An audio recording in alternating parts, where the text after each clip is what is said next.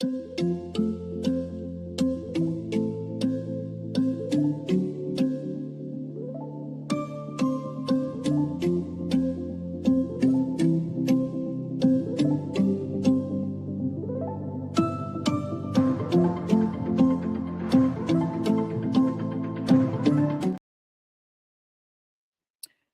evening. Welcome to the In Between. I'm your girl, Lachey Young. And tonight's topic is now that you know better, now what? Now, a lot of us have got to a place where we know what triggers us. We know why we can't say no. We know why we shut down. We know why we have a hard time trusting people. Well, tonight, I want to ask you, now that you've done the work to connect the dots, maybe you've gone to therapy, maybe you started looking at your childhood differently. Maybe you're finally admitting that some things that happened to you really did affect you, and that is okay. And it's very important.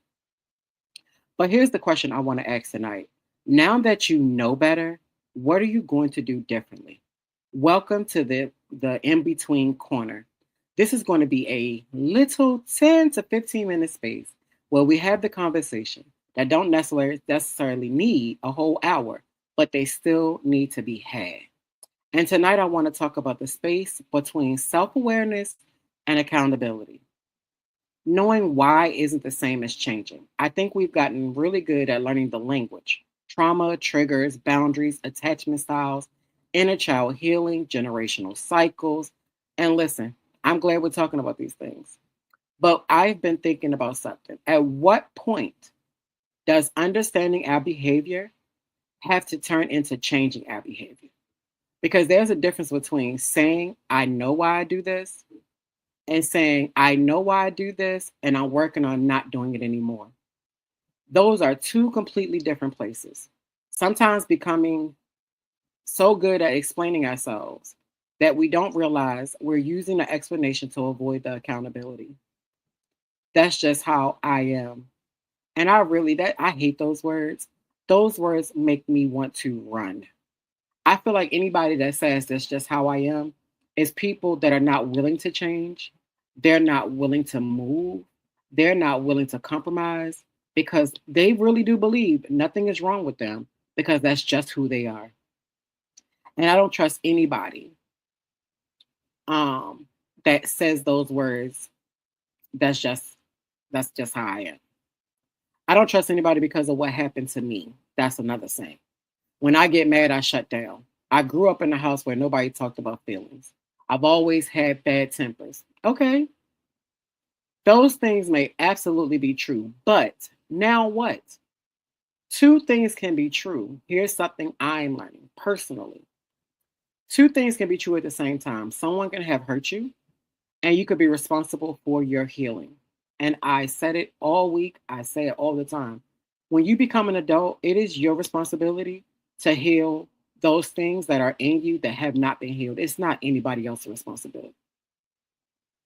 Your childhood can have affected you, and you can decide that the cycle stops with you.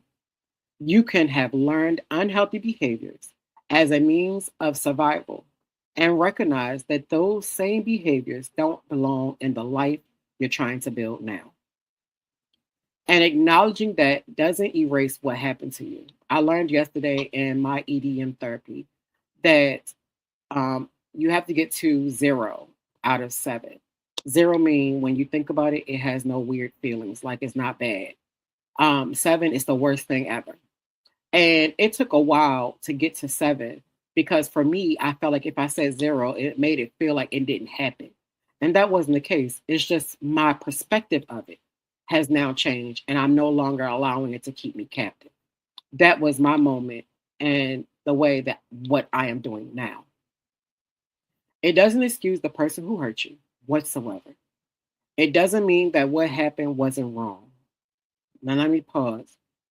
My session yesterday was about being violated at the age of 6. And for years, I was mad at my mom. I was mad at the person. I was even mad at myself.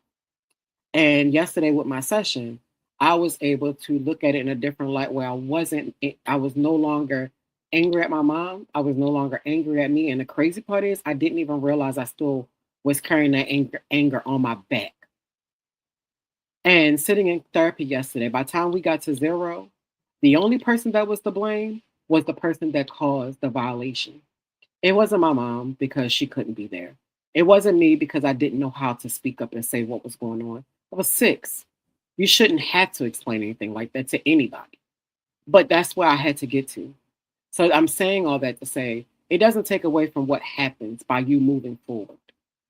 Now, it simply means I'm not giving what happened to me permission to control everything that happens next. And for 40 years, that thing had a piece of control over me. Literally, after my session yesterday, I felt like, before we even got off the call, I felt like 5 pounds was lifted off my back as if somebody literally came and peeled it off my back. I've never felt anything like that in my life. Now, survival can outlive the situation. That is so true. And here's where it gets uncomfortable. Sometimes the thing that protected you in one season becomes a thing hurting you in another. Maybe shutting down, shutting people out protected you once, but now you're shutting out people who actually love you. Maybe being hyper independent kept you from being disappointed. That's a big thing. But now you don't know how to receive help. Maybe staying quiet kept the peace when you were younger, but now you're in adult relationships where people need you to communicate. Maybe always being ready to fight protected you somewhere along the way, but now every disagreement feels like a threat. Those behaviors weren't necessarily created for no reason, but are they still serving you? That is the good question for tonight. Because we can honor the version of ourselves that survived without allowing that version to run our entire lives. Now, here's tonight's challenge. I don't want you to think about somebody else. Don't send this to your cousin. Don't tag your mama. Don't sit there thinking, whoo, somebody I know needs to hear this. I am talking directly to you. And I'm talking to me. Ask yourself, what is something about myself that I have explained long enough? Something you already know needs work, not something you're discovering tonight, something you already know, and then ask, what would doing differently actually look like? Not thinking differently, not posting about it, not saying you're healing, doing differently. That takes work. Maybe apologizing. Maybe it's setting the boundary. Maybe it's going to therapy. Maybe it's having the conversation. Maybe it's learning to say no without writing a 5 paragraph explanation afterwards. Because no is what? A complete sentence. It does not warrant an explanation. Maybe it's learning how to receive love without looking for the catch. That is a real thing. It's a real name for that. Maybe it's admitting the version of me got me here, but she can't take me where I'm trying to go. Yesterday, before I closed, I had to sit in my EDMR session and go back and talk to Little Lachey because I couldn't move past that because Little Lachey still wanted some form of justice. Even though this person is no longer here, it still wasn't enough. Yes, they can't hurt any other kids, but it still wasn't a justification for what happened to me. And I had to tell Little Lachey that no, nobody could protect us when we're 6. However, I'm an adult now, and I'll be able to protect both me and the Little Lachey that is still in me. And that even though we didn't get justice for what happened to us, that person can no longer hurt another child.